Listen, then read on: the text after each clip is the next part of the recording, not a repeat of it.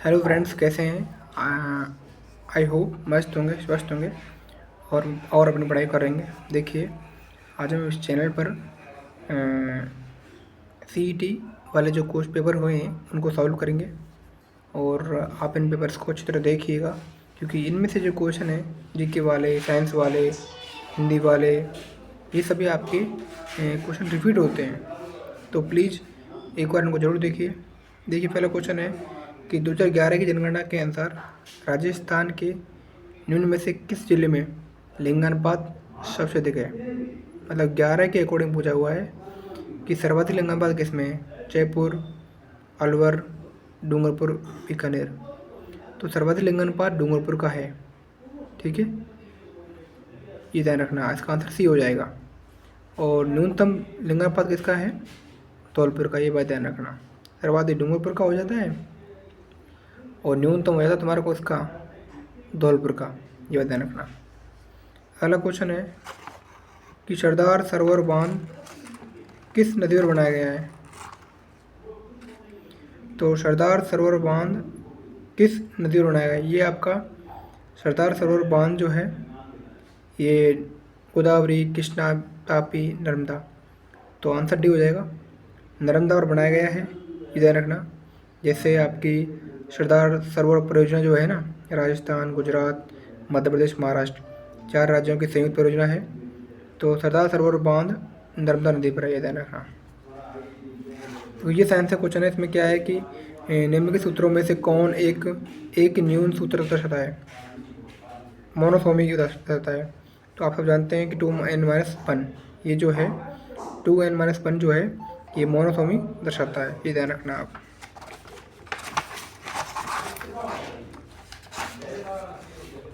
अगला क्वेश्चन है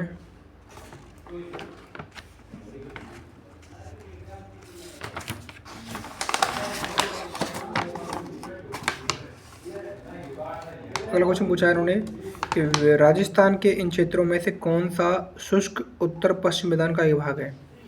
arid north western plane.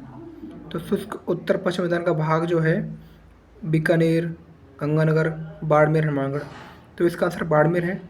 ये जो है ना आपका जो राजस्थान के कृषि जलवायु प्रदेश हैं उसमें से क्वेश्चन है।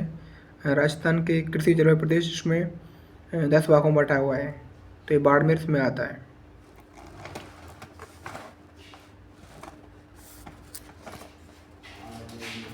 ये पूछा हुआ है कि प्राकृतिक प्रदेश क्षेत्र की सबसे बड़ी नदी कौन सी है। प्राकृतिक भारत की है, दक्षिण भारत की।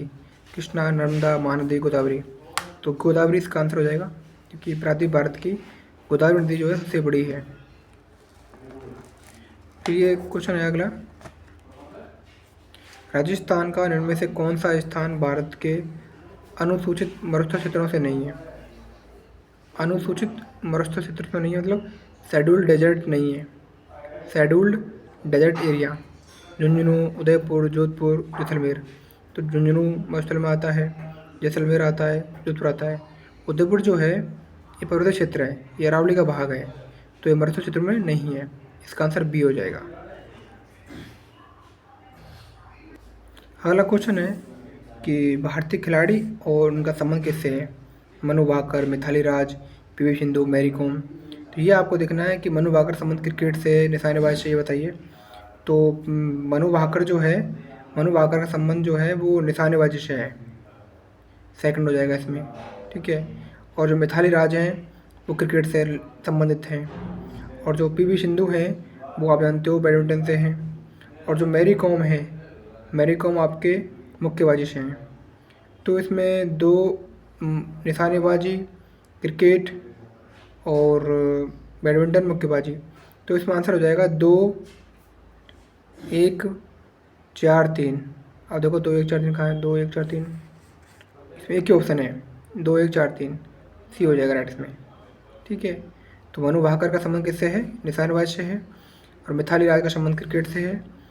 पीवी सिंधु का संबंध जो है वो बैडमिंटन से है। और मैरी कॉम का संबंध जो है मुक्केबाजी से है।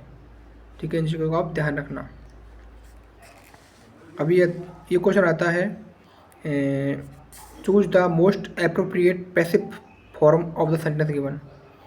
ये दिया हुआ है no one can do anything about the case unless someone gives us more information. इसका बनाना है क्या, पैसिव फॉर्म बनाना है। तो देखिए कहाँ से बनेगा, no one can do anything about the case unless someone gives us more information. तो ये सब्जेक्ट समवन सब्जेक्ट है, गिव्स है, मैनुअल की फर्स्ट फॉर्म में ऐसे ही है।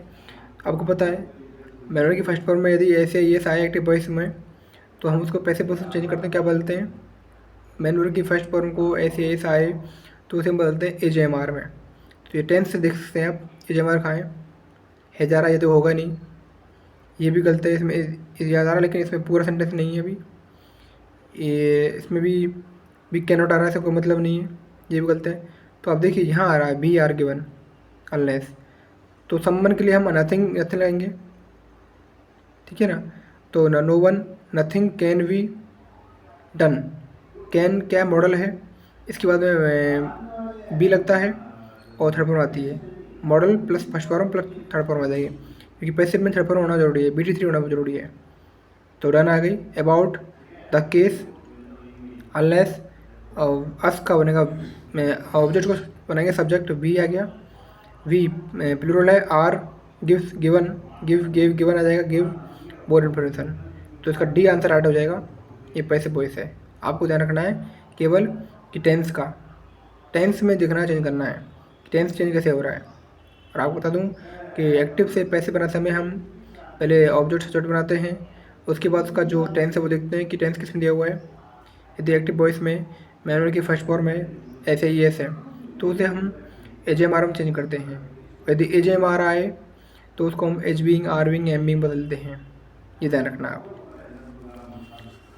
तो कुछ हिंदी क्वेश्चन है, निम्नलिखित में से विपरीत आर्थक शब्दों का सही युग्म नहीं है, सही युग्म नहीं है मतलब विलोमों का युग्म सही नहीं है।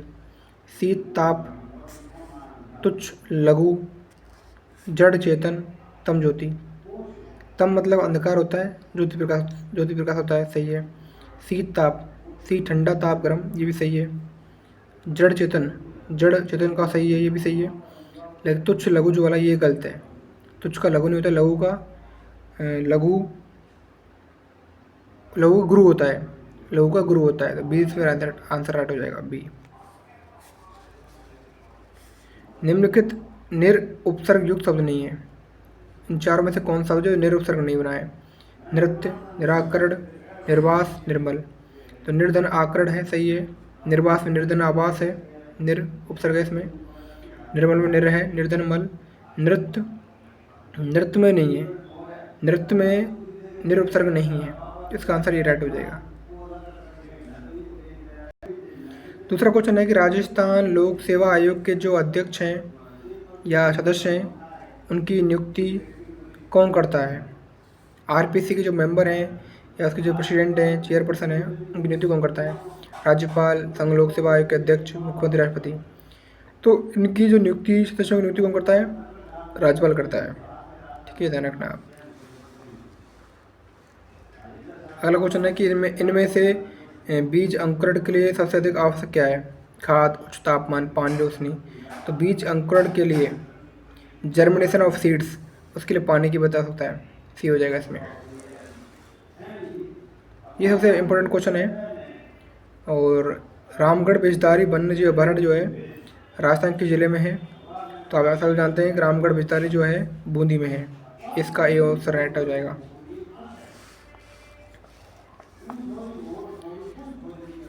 देखो इसका हम बताते हैं, choose the word nearest in meaning, underline word, इसका सिनोनिम बताना है। एलिविएट, तो एलिविएट का जो सबसे सिनोनिम जो है अवेट है, मतलब कम करना। अवेट होता है, अवेट होता है कम करना, तो इसका ये समानार्थी है।